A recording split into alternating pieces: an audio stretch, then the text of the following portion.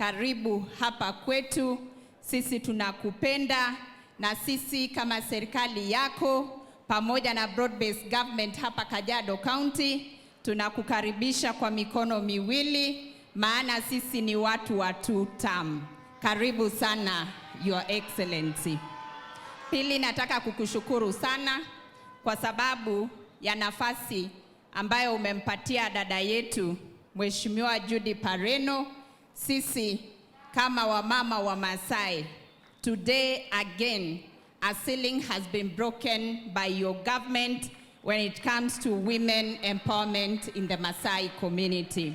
Your Excellency, kwa serikali yako sisi tuliweza kupata Mama Soipan Tuya kama CS wa kwanza mwanamke kutoka jamii ya Kimasai kupata kiti ya CS, na hiyo tulipata kwa serikali yako Your Excellency.